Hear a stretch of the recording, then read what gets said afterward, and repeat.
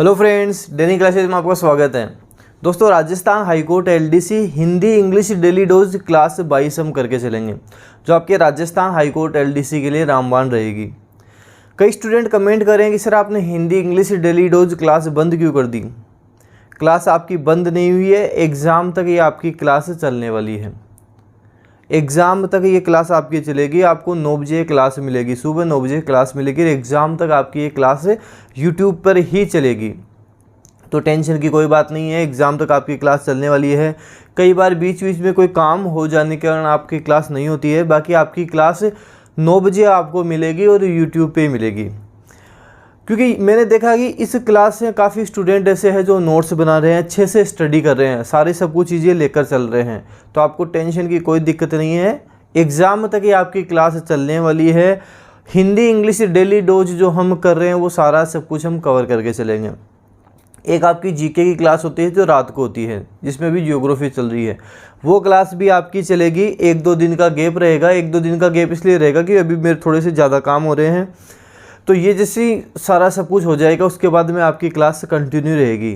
तो आपके एग्ज़ाम से पहले काफ़ी चीज़ें मैं आपको सारी सब कुछ कवर करवा दूंगा, उसकी टेंशन की बात नहीं है। Hindi English daily dose class 22 हम करके चलेंगे। 21 तक की पीडीएफ आप डेली क्लासेस के टेलीग्राम चैनल पर देख सकते हैं। वहाँ क्लास 21 तक की सारी पीडीएफ आपको अवेलेबल है, मिल जाएंगी। तो चलिए दोस्तों शुरू करते हैं। सबसे पहले हम 5 पर्यायवाची शब्द देखते हैं, उनको देख लेते हैं।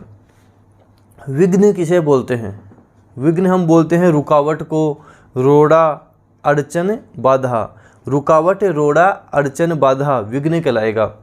देखो, साथ साथ मेरे बोला करो, रिपीट करा करो, ताकि साथ साथ ही आपके चीज़ें याद हो जाएं और वापस जब आप इनको पढ़ो तो आपके अच्छे से दिमाग में फिट हो जाएं। विघ्न किसे बोलते हैं? रुकावट, रोड़ा, अड़चन, बाधा। विघ्न का मतलब हो जाएगा रुकावट, रोड़ा, अड़चन, बाधा। झोपड़ी, झोपड़ी को हम छानी बोलते हैं। आप गांव के साइड जाओगे, वहाँ देखोगे झोपड़ी को छानी बोला जाता है, पर्णकुटी बोला जाता है, कुटिया बोला जाता है, झूपा बोला जाता है और कुंज बोला जाता है। तो छानी बोलते हैं, पर्णकुटी बोलते हैं, कुटिया, झूपा और कुंज बोला जाता है। तो झोपड़ी की बात करेंगे, छानी, पर्णकुटी, कुटिया, झूपा, कुंज हम झोपड़ी को बोलेंगे। दूध, दूध को क्षीर बोलते हैं, गोरस बोलते हैं, दुग्ध बोलते हैं, पेय बोलते हैं। दूध की बात करेंगे, क्षीर बोलते हैं, गोरस बोलते हैं, दुग्ध बोलते हैं, पेय बोला जाता है। बाघ, चित्रक बोलते हैं, व्याघ्र बोलते हैं, शार्दूल बोलते हैं। बाघ को हम चित्रक बोलते हैं, व्याघ्र बोलते हैं और शार्दूल बोला जाता है। आपको ध्यान रखना है, चित्रक, व्याघ्र और शार्दूल बोला जाता है। और ये जो शार्दूल है ये कई बार रिपीट हुआ है, कई बार रिपीटेड है, कई बार पूछा गया, तो आपको अच्छे से याद भी रखना है। तो बाघ की बात करेंगे, चित्रक, व्याघ्र और शार्दूल हम बोलते हैं। मुनि की बात करेंगे, यति बोलते हैं, सन्यासी बोलते हैं, वैरागी बोलते हैं, तापस बोलते हैं, महात्मा बोलते हैं, साधु बोलते हैं। तो यति, सन्यासी, वैरागी, तापस, महात्मा और साधु बोला जाता है। मुनि की बात करेंगे, यति बोलते हैं, सन्यासी बोलते हैं, वैरागी बोलते हैं, तापस, महात्मा और साधु बोला जाता है। ये हमने पर्यायवाची शब्द देख लिए। आज आपकी क्लास है 22वीं क्लास। 5 पर्यायवाची शब्द हम देखते हैं डेली। तो 22 क्लास का मतलब हो गया कि हमारे 110 पर्यायवाची शब्द कंप्लीट हो गए हैं। देखो, इन सब की हम मैराथन क्लास भी करेंगे, जैसे पर्यायवाची शब्द, विलोम शब्द, इनकी मैराथन क्लास भी करेंगे। थोड़े दिनों बाद एक एक की, जैसे पर्यायवाची शब्द की मैराथन ले ली, विलोम शब्द की मैराथन ले ली, वो भी हम कवर करके चलेंगे। डेनियल क्लासेज के ऊपर आपको सारा सब कुछ मिलेगा। राजस्थान हाईकोर्ट एलडीसी का सब कुछ मिलने वाला है। और दोस्तों, मैं आपको बता दूं, जो स्टूडेंट सीरियसली तैयारी कर रहे हैं वो स्टूडेंट आपको डेनियल क्लासेस पर ही मिलेंगे। राजस्थान हाईकोर्ट एलडीसी के सीरियसली तैयारी करने वाले स्टूडेंट आपको सब डेनियल क्लासेस पर ही मिलेंगे। तो आप भी सीरियस हो जाएं, अच्छे से तैयारी करें, अच्छे से सारा सब कुछ लेकर चलें। विलोम शब्दों की बात करेंगे, 10 विलोम शब्द हम देखते हैं। तो 22 क्लास का मतलब हो गया 220 विलोम शब्द। वरिष्ठ का होगा कनिष्ठ, वरिष्ठ का कनिष्ठ होगा। अपमान का उपमान होगा, अपमान, उपमान। मानव का दानव होगा, मानव दानव। पुरस्कार का तिरस्कार होगा, पुरस्कार तिरस्कार। वसंत का पतझड़ होगा, वसंत पतझड़, वसंत पतझड़। मृकुटी का त्रिकुटी होगा, मृकुटी त्रिकुटी होगा। भू का अंबर होगा, भूमि अंबर, तो भू अंबर होगा। बाह्य का अभ्यंतर होगा, ईश्वर का अनीश्वर हो जाएगा। ओखली का मुसल हो जाएगा। इनको वापस देखते हैं। वरिष्ठ का कनिष्ठ होगा, वरिष्ठ कनिष्ठ। अपमान उपमान, अपमान का उपमान हो जाएगा। मानव का दानव हो जाएगा। पुरस्कार का तिरस्कार होगा, बसंत का पतझड़। मृकुटी का त्रिकुटी होगा। भू का अंबर, बाह्य का अभ्यंतर, ईश्वर अनीश्वर, ओखली मूसल। अब बात करते हैं आपके हिंदी के अनेकार्थक शब्दों के बारे में। हिंदी के अनेकार्थक शब्दों का मतलब हो गया जिनके एक से ज़्यादा अर्थ निकलते हों, उन्हें हम अनेकार्थक शब्द कहते हैं। हिंदी के अनेकार्थक शब्द हम रेगुलर करके चल रहे हैं, तो इनको भी आपको अच्छे से करना है। गो की बात करेंगे। गो हम गाय को बोल सकते हैं, हम आँख को बोल सकते हैं। गो का मतलब इंद्रिय भी होता है, बाण भी होता है, बाल भी होता है, स्वर्ग भी होता है, भूमि भी होता है, सूर्य भी होता है, माता भी होता है, बेल भी होता है, सरस्वती भी होता है। सारे आपको ध्यान रखने हैं। गोगाय भी होगा, आँख, इंद्रिय, बाण, बाल, स्वर्ग, भूमि, सूर्य, माता, बेल, सरस्वती, इन सब को हम गो बोल सकते हैं। तो गाय, आँख, इंद्रिय, बाल, बाण, स्वर्ग, भूमि, सूर्य, माता, बेल, सरस्वती, हम सब क्या बोलेंगे? गो बोल सकते हैं। छंद, छंद वेद होता है, जल होता है, रंग होता है। छंद का मतलब अभिप्राय भी होता है, एकांत होता है, नियम होता है और पद्य रचना होता है। तो वेद, जल, रंग, अभिप्राय, एकांत, नियम, पद्य रचना, छंद को हम बोलेंगे। जीवन, जीवन को हम प्राण बोलते हैं, आजीविका बोलते हैं, जल बोलते हैं, पुत्र बोलते हैं, गंगा बोलते हैं। तो जीवन, प्राण, आजीविका, जल, पुत्र, गंगा हो जाएगा। जीवन, प्राण, आजीविका, जल, पुत्र, गंगा हो जाएगा। तीर, बाण होता है, तीर का मतलब बाण होता है। किनारा भी होता है, सरोवर भी होता है, निकट भी होता है। तो बाण, किनारा, सरोवर और निकट, हम बात करेंगे तीर के बारे में। बाण, किनारा, सरोवर और निकट हो जाएगा। ये हमने बात करी हिंदी के अनेकार्थक शब्द के बारे में। देखो, आपने सुना होगा दोस्तों, बूंद बूंद से घड़ा भर जाता है। ये जो आपकी Hindi English daily dose class है, वो बूंद बूंद से घड़ा भरने वाली क्लास ही है।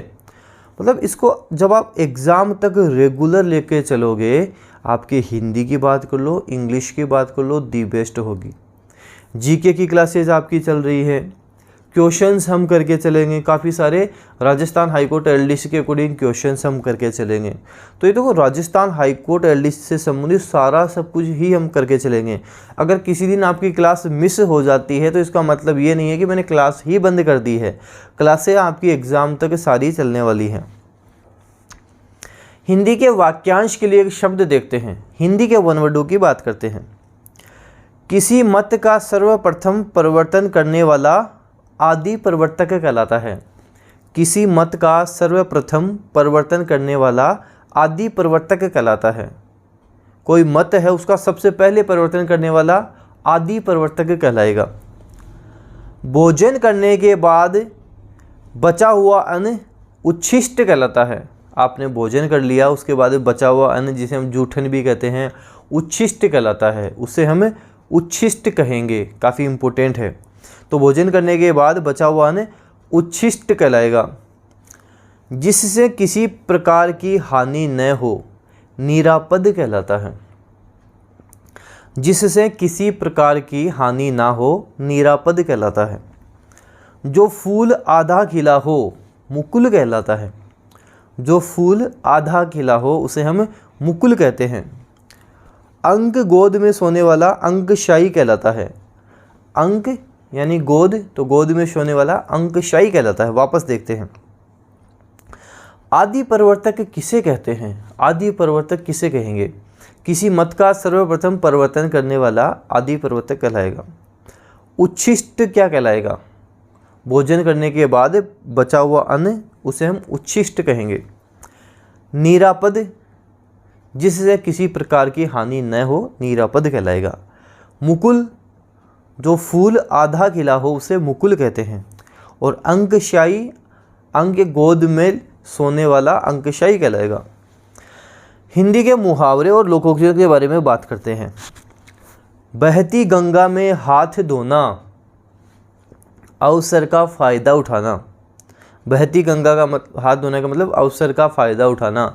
जैसे मान लो आप किसी एग्ज़ाम की तैयारी अच्छे से कर रहे हो, अच्छे से आपने तैयारी की, लेकिन आपका उसमें सिलेक्शन नहीं हुआ, फिर आप राजस्थान हाईकोर्ट एलडीसी की तैयारी करने लग गए। आपने जो सिलेबस वहाँ पहले पढ़ा हुआ था वही सिलेबस आपके राजस्थान हाईकोर्ट एलडीसी में है, आप यहाँ सिलेक्शन ले लेते हो, तो ये हो जाएगा बहती गंगा में हाथ धोना। आपने अवसर का फ़ायदा उठा लिया, मतलब जो आपके पास पहले नॉलेज था उसमें थोड़ा सा इम्प्रूव करके, इन्हेंस करके आपने उस नॉलेज को बढ़ाकर यहाँ पे आपने सिलेक्शन ले लिया। बहती गंगा में हाथ धोना, अवसर का फ़ायदा उठाना। भाड़ झोंकना, समय बर्बाद करना। भाड़ झोंकना का मतलब समय बर्बाद करना। जैसे कई स्टूडेंट क्या करते हैं, वो पहले तो स्टडी करेंगे नहीं, जैसे एग्ज़ाम डेट आएगी उसके बाद में स्टडी करेंगे, पहले तो भाड़ झोंकते रहेंगे। इधर घूम लिए, उधर घूम लिए, दोस्तों के साथ बैठ लिए, मूवी देख कर आ गए, अपना टाइम ख़राब करेंगे, भाड़ झोंकेंगे। तो भाड़ झोंकना का मतलब समय बर्बाद करना। सूरज को दीपक दिखाना, सूरज को दीपक दिखाने का मतलब होगा कि सुविख्यात एवं सुपरिचित का परिचय देने की कोशिश करना। मतलब जो पहले से सुविख्यात है, सुपरिचित है, उसका परिचय देने की कोशिश करना। सूरज को दीपक दिखाने वाली बात हो गई, ऐसे बोलते हैं ना, ये तो सूरज को दीपक दिखाने वाली बात हो गई, मतलब जो पहले से ही फेमस है उसके बारे में बताना। हवन करते हाथ जलना, मतलब आप कुछ भलाई कर रहे हो फिर आपको बुरा मिलना, उसको बोलते हैं हवन करते हाथ जलना।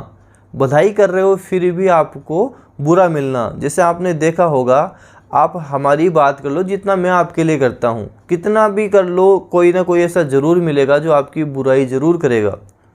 ये नहीं देखेगा कि कोई आपके लिए इतना कर रहा है, खुद वो जॉब में है, उसके बाद में आपको इतना पढ़ा रहा है, इतना सब कुछ आपके लिए कर रहा है, फिर भी कहीं ना कहीं से उसको कुछ ना कुछ बुरा ज़रूर मिलेगा। हवन करते हाथ जलना उसे हम बोलेंगे, भला करते समय बुरा होना। अंधा क्या चाहे दो आँख, मतलब अपने को जो इच्छित वस्तु है उसकी प्राप्ति हो जाना। अंधा क्या चाहे दो आँख, हमें क्या चाहिए?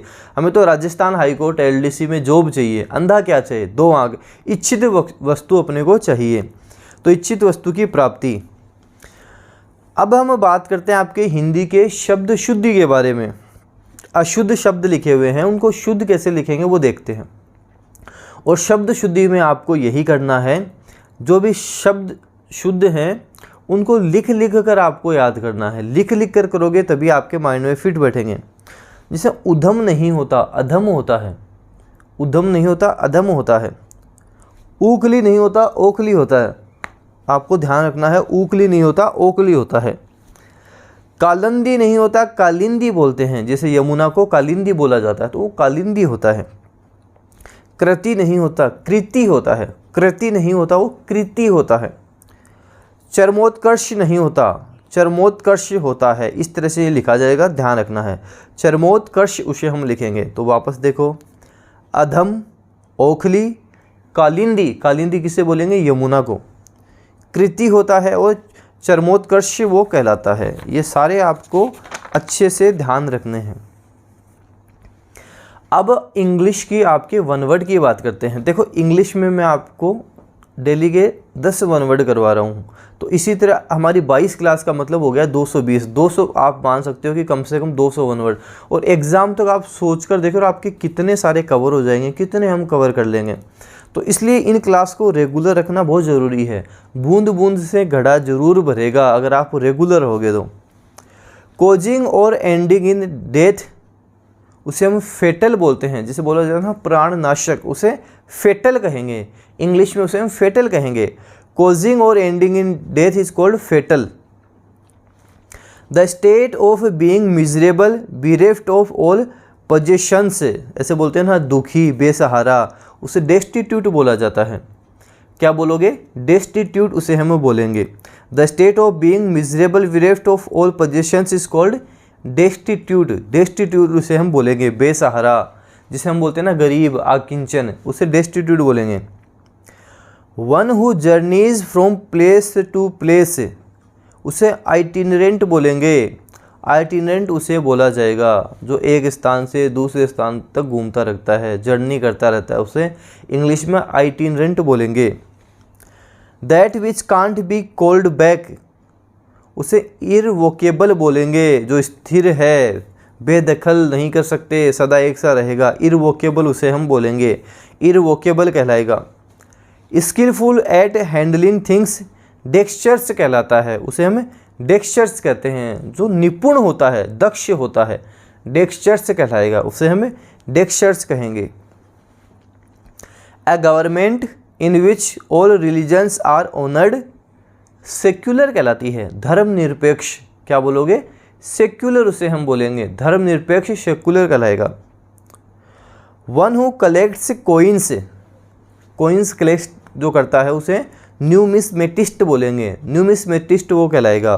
One who collects coins is called न्यूमिस्मेटिस्ट, उसे हम न्यूमिस्मेटिस्ट कहेंगे।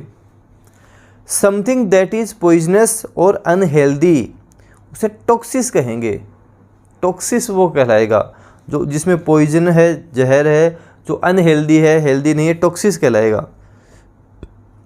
One who breaks the established traditions and image iconoclast कहलाता है, मूर्ति भंजक जिसे हम कहते हैं आइकोनोक्लास्ट कहलाता है। Property handed down after the death of a person inheritance कहलाता है, इनहेरिटेंस मतलब जो प्रॉपर्टी डेथ के बाद में दे दी जाती है उसे हम इनहेरिटेंस बोलेंगे, इनहेरिटेंस कहलाता है। ये जो 10 वन वर्ड हमने करे हैं इनको एक बार वापस देख लेते हैं ताकि आपके माइंड में ये फिट हो जाएं। फेटल क्या है? फेटल की हमने बात की, प्राणनाशक है। कोजिंग और ending in death is called fatal. Destitute बेसहारा, गरीब, destitute. The state of being miserable bereft of all possessions. Itinerant क्या था? आइटिनरेंट का मतलब हो गया one who journeys from place to place, itinerant कहलाता है। Irrevocable that which can't be called back is called irrevocable. Dexterous जो निपुण है, skilful at handling things is called dexterous. Secular है, धर्मनिरपेक्ष, secular. A government in which all religions are honoured is called secular. Numismatist, one who collects coins is called numismatist. Toxic की बात करी, something that is poisonous और unhealthy is called toxic. Iconoclast, one who breaks the established traditions and image is called iconoclast. Inheritance, property handed down after the death of a person is called inheritance, उसे हम कहेंगे, inheritance कहलाएगा।